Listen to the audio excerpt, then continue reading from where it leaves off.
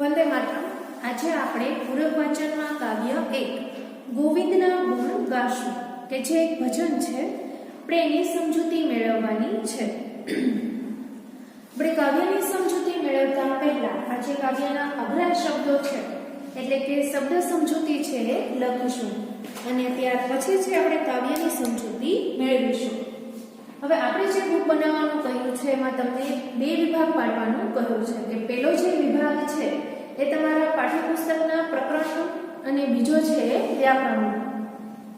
તો પૂરક વાચનના કોઈ પણ આપણે પાઠ કે કાવ્ય ચલાવીએ એના શબ્દાર્થ છે એ પણ તમારે વિભાગ 1 માં જ લખવાના રહેશે। પૂરક વાચનમાં જે પાઠ કે કાવ્ય આપેલા હોય છે એ તમારી વિશેષ જે સમજૂતી છે અથવા સમજૂતી માટે આપવામાં આવેલા હોય છે, એટલે જે શબ્દાર્થ છે એ લખવાના અને સાથે સાથે યાદ પણ રાખવાના। અહીંયા છે એ ગોવિંદના ગુણ ગાશુમાં શું જોવા મળે છે કે મીરાબાઈના જીવનમાં જે સૌથી મહત્વનું જે કોઈ હોય અથવા કોઈનું સ્થાન હોય તો એ હતા શ્રી કૃષ્ણ। શ્રી કૃષ્ણ છે એના વિવિધ નામો છે આપણને જોવા મળે છે કે જે આપણે બધાએ સાંભળેલા પણ હોય છે। તો મીરા છે એમના જીવનમાં સૌથી મહત્વનું છે શ્રી કૃષ્ણ છે, એમની જે ભક્તિ છે એમના માટેનો જે પ્રેમ છે એ જ મહત્વનું છે। હવે શ્રી કૃષ્ણની ભક્તિ કરતા કરતા એના જે જીવન છે એ જીવનમાં કોઈ મુશ્કેલી આવે, કોઈ દુઃખ આવે કે કોઈ પીડા આવે તો એ પણ એના હસતા મોઢે સ્વીકારી લે છે। શું કામ કે એને વિશ્વાસ છે પોતાની ભક્તિ ઉપર કે શ્રી કૃષ્ણ છે એના ભક્તિનો સહારો લઈને એ એમાંથી બચી જશે। પોતે છે એક એમનો જે મીરાબાઈનો જન્મ છે એ રાજપરિવારમાં થયો હતો। હવે રાજપરિવારમાં જન્મ્યા હોવા છતાં પોતાનો જે રાજ છે એ છોડી દે છે, જે સુખ છે જે વૈભવ છે એ છોડીને જે સાધ્વી જેવું સામાન્ય જીવન જીવતા હોય છે એવું સામાન્ય જીવન છે એ સ્વીકારી લે છે અને પોતે છે એ પોતાનું સંપૂર્ણ જીવન છે એ કૃષ્ણ ભક્તિમાં જ વિતાવી દે છે। હવે એમણે છે કૃષ્ણ ભક્તિને લગતા વિવિધ જે કાવ્યો છે, પદો છે એની રચના કરેલી છે। અહીંયા છે આ ગોવિંદના ગુણ ગાશું એ મીરાબાઈના પદોમાંથી જ આપણને અહીંયા આપવામાં આવેલું છે। તો હવે એની સમજૂતી મેળવતા પહેલા આપણે જે શબ્દાર્થ છે એની સમજૂતી મેળવીએ અને ત્યાર પછી આપણે કાવ્યની સમજૂતી મેળવીશું। તો એમાં પહેલું છે ગોવિંદ।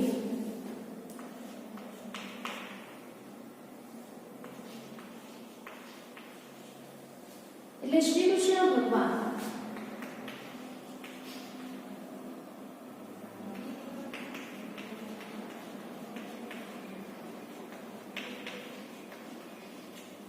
હવે શ્રી કૃષ્ણ ભગવાન છે એના જે ભક્તો છે એને અલગ અલગ નામોથી બોલાવતા હોય છે અને શ્રી કૃષ્ણ ભગવાન છે એના વિવિધ નામો છે એ પણ આપણે સાંભળેલા છે, જેમ કે જે વિધક છે એ નામ છે, ત્યાર પછી ગોવિંદ છે, કોઈ મુરલીધર કે છે, કોઈ કાનોડો કે છે, આ વિવિધ નામો છે જોવા મળે છે। ત્યાર પછી ચરણામૃત,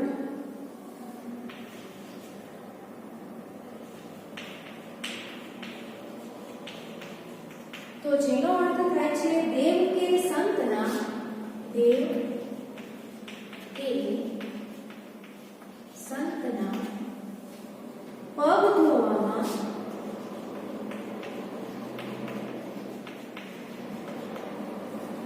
વપરાયેલું પાણી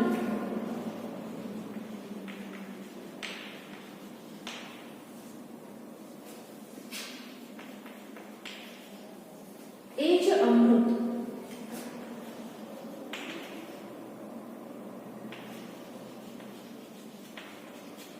ત્યાર પછી છે રૂઠ છે,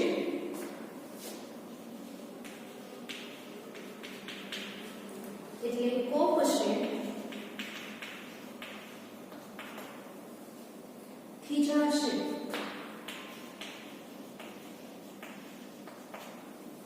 ત્યાર પછી વિખના એટલે વિષના, ઝેરના, ત્યાર પછી ગિદ્ધર,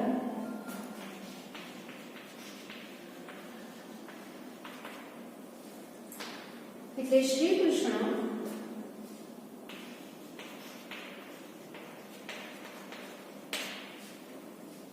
જે ગિરી, ગોવર્ધન પર્વત,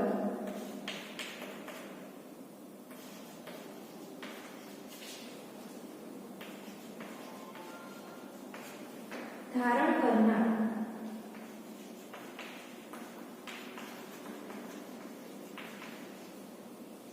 ચરણ કમળ,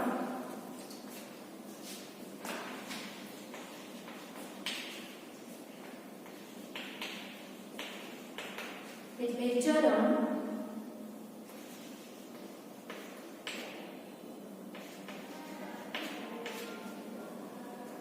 રૂપી કમળ,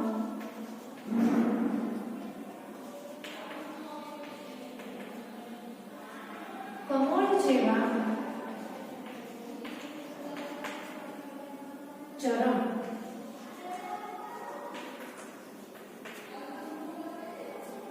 હવે અહીંયા છે એ શબ્દ સમજૂતી છે પૂરી થાય છે, જે ફરી એકવાર વાંચી જાઉં છું અને ત્યાર પછી છે એ આપણે કાવ્યની સમજૂતી મેળવીએ. તો આપણે આગળ જોયું તેમ કે વિભાગ 1 માં તમારે નવા પેજ પર પહેલા તો નામ લખવાનું ગોવિંદના ગુણ ગાશો, ત્યાર પછી પાઠ્ય કાવ્યના જે રચયિતા છે એમનો જે જન્મ અથવા અવસાન છે એ આપેલું હોય છે એ, અને ત્યાર પછી છે એ આપણે શબ્દ સમજૂતીનું હેડિંગ આપવાનું અને ત્યાર પછી શબ્દાર્થ લખવાનો. તો પહેલો શબ્દ છે ગોવિંદ. તો આગળ જણાવ્યા પ્રમાણે શ્રી કૃષ્ણના વિવિધ નામો છે એ. તો અહીંયા શ્રી કૃષ્ણ ભગવાન. ચરણામૃત એટલે દેવ છે કે કોઈ સંત છે એમને પગ ધોવામાં જે વપરાયેલું પાણી એ જ અમૃત. રૂઠ છે એટલે કોપશે અથવા ખીજાશે. વિખના એટલે વિષના, જીવના. ગિરધર આ છે અન્ય નામ. આપણે આગળ એક નામ જોયું કે જ્યારે એમણે ગોવર્ધન પર્વત છે આપણે બધા જાણીએ છીએ કે એણે ધારણ કરેલો હતો અને લોકો છે એને મુસીબતથી બચાવ્યા હતા, ત્યારે શ્રી કૃષ્ણ એટલે ગિરી ગોવર્ધન પર્વત ધારણ કરનાર. ચરણ કમળ, ચરણ એટલે પગ, તો જેના કમળ જેવા પગ છે ચરણ છે તે. તો અહીંયા છે શબ્દ સમજૂતી આપણે જોયું. હવે છે કાવ્યની સમજૂતી મેળવીએ. તો ગોવિંદના ગુણ ગાશું રચયિતા જેમના મીરાબાઈ 16મું શતક. આ જે કાવ્ય છે એ મીરાના પદોમાંથી લેવામાં આવેલું છે. મીરાબાઈનો જન્મ રાજસ્થાનમાં આવેલા મેળતા ગામના રાજપરિવારમાં થયો હતો. મીરાબાઈ છે એમનો જન્મ રાજસ્થાનમાં આવેલા મેળતા ગામના રાજપરિવારમાં રાજકુટુંબમાં એમનો જન્મ થયો હતો. તેમણે શ્રી કૃષ્ણને જ પોતાનું સર્વસ્વ ગણીને રાજવૈભવ તજી સાધ્વી જેવું જીવન સ્વીકાર્યું હતું. હવે શ્રી કૃષ્ણ છે એને જ પોતાનું સર્વસ્વ માનીને જે રાજવૈભવ છે એ બધું છોડીને સાધ્વી જેવું જીવન છે જીવતા હતા એમણે સ્વીકારેલું હતું. તેમના પદોમાં કૃષ્ણ ભક્તિ કેન્દ્ર સ્થાને રહી છે. મુખ્ય છે એ શું હતું? કૃષ્ણ ભક્તિ. તેમની કવિતા આજે પણ એટલા જ ભાવ ભક્તિથી વંચાઈ ગવાય છે. તેમના પદોમાં દાસત્વ, ભક્તિ, ઝંખના, ઉત્કુટ તાલાવેલી વગેરે અનુભવાય છે, એનો અનુભવ થાય છે. હવે આ જે પદ છે એમાં આ પદમાં મીરાબાઈ ગોવિંદના ગુણ ગાય છે. મીરાબાઈ છે શ્રી કૃષ્ણના ગોવિંદના ગુણ ગાય છે. શ્રી કૃષ્ણની પ્રેમ ભક્તિ ખાતર તે બધી સજા સહજ રૂપે સ્વીકારી લે છે. શ્રી કૃષ્ણના જે પ્રેમ છે એમની ભક્તિ માટે કોઈ પણ સજા હોય, પીડા હોય, દુઃખ હોય એ સ્વીકારી લે છે. ભક્તિમાં દ્રઢતા કેટલી જરૂરી છે એની અહીં પ્રતીતિ થાય છે. હવે છે પ્યારા ગોવિંદના ગુણ ગાશું. રાણાજી અમે પ્યારા ગોવિંદના ગુણ ગાશું. વહાલા શ્રી કૃષ્ણ ભગવાન છે પ્યારા જે ગોવિંદ છે એમ કહે છે કે રાણાજી અમે પ્યારા ગોવિંદના ગુણ ગાશું, એની ભક્તિ છે ભક્તિ કરીશું. ચરણામૃતનો નિયમ હમારે નિત્ય ઉઠી મંદિર જાશું. ચરણામૃત શબ્દનો અર્થ આપણે જોયું કે કોઈ દેવ છે અથવા સંત હોય છે એમના પગ ધોવામાં જે પાણી વપરાય છે એ પાણી છે એ જ અમૃત. એટલે એમ કહે છે કે ચરણામૃતનો નિયમ છે અમારે, એટલે નિત્ય ઉઠી મંદિરે જાશું, એટલે અમે દરરોજ મંદિરે જાશું. શરૂઆતમાં જ કહ્યું છે કે જે વહાલા શ્રી કૃષ્ણ છે એ ગોવિંદ છે, એની જે ભક્તિ છે એ ભક્તિ અમે કરીશું. એના માટેનો જે પ્રેમ છે આપણને અહીંયા જોવા મળે છે. એટલે હું તો એના ગુણગાન ગાઈશ. ચરણામૃતનો નિયમ અમારે નિત્ય ઉઠી મંદિર જાશું, એટલે એનો જે પ્રેમ છે વધારે જોવા મળે છે કે શ્રી કૃષ્ણના પગ છે એ ધોઈને જે પાણી હોય છે એ જ એને અમૃત સમાન છે. એટલે અમે તો દરરોજ મંદિરે જાશું. રાણોજી રૂઠશે તો રાજ તજાવશે, પ્રભુજી રૂઠે રે મરી જાશું. હવે એમ કે છે કે જે રાણાજી છે એ કદાચ રૂઠશે, એના ઉપર ખીજાશે કે કોપાયમાન થશે કે કૂદશે, તો વધારે શું કરશે કે એને રાજમહેલ છે એ છોડીને જવાનું કહેશે, કે મને ત્યજવાનું કહેશે, કે બહાર નીકળવાનું કહેશે. પ્રભુજી રૂઠે રે મરી જાશું. પણ એના વાલા જે ગોવિંદ છે, શ્રી કૃષ્ણ છે, જો એ રૂઠી જશે, એ નારાજ થઈ જશે, એ ખીજાશે, એનાથી સહન નહીં થાય, તો એ મરી જશે. વિખના પ્યાલા રાણાજીએ મોકલ્યા, ચરણામૃત કરી લેશું. એટલે જે ઝેર છે એનો જે પ્યાલો છે રાણાજી મીરા માટે મોકલાવે છે. શું કામ? કે મીરા છે સતત કૃષ્ણ ભક્તિ કરતી હોય છે, સતત જે ગોવિંદના ગુણ ગાય છે, એનાથી હેરાન થઈ જાય છે અને મીરાને મારવા માટે વિખ છે, ઝેર છે એ મોકલાવે છે. પણ એને ચરણામૃત સમજીને પી જાય છે. તે કે ચરણામૃત કરી લેશો, એને ચરણામૃત કરીને સ્વીકારી લેશે. રામ નામનું જહાજ બનાવશું, તેમાં બેસીને તરી જાશું. રામ નામનું જહાજ બનાવશું એટલે રામ નામની જે ભક્તિ છે, અહીંયા છે ભક્તિનો જે આશરો છે, સહારો લેવાની વાત છે એ કહેવામાં આવેલી છે કે એટલે એમાં બેસીને એના સહારે બહાર નીકળી જાશું, તરી જાશું.